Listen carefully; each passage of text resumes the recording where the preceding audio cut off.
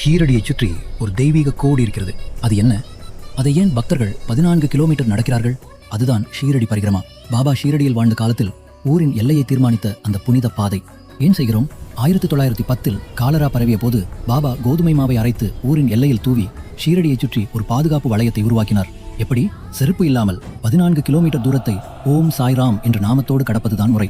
இது உங்கள் கர்ம வினைகளை எரிக்கும் பயணம். வரும் பிப்ரவரி 13ஆம் தேதி வெள்ளிக்கிழமை அதிகாலை 5 மணிக்கு கண்டோபா கோயிலிலிருந்து இந்த பயணம் தொடங்குகிறது. 14 கிலோமீட்டர் நடப்பது கடினமானதாக தோன்றலாம். தாகமும் பசியும் உங்களை தடுக்கலாம். ஆனால் அங்கேதான் சாய் மகிமை அன்னசேவா உங்கள் கரத்தை பிடிக்கிறது. நடக்கும் பக்தர்களுக்கு தேவையான குடிநீர், உடனடி ஆற்றல் தரும் தின்பண்டங்கள் மற்றும் சுவையான உபவாச உணவு. இந்த பயணத்தை நீங்கள் வெற்றிகரமாக முடிக்க தேவையான அனைத்தையும் எங்கள் குழுவினர் பாதையெங்கும் இலவசமாக வழங்கிக் கொண்டிருப்பார்கள். நாங்கள் உணவுக்காக உங்களை அழைக்கவில்லை.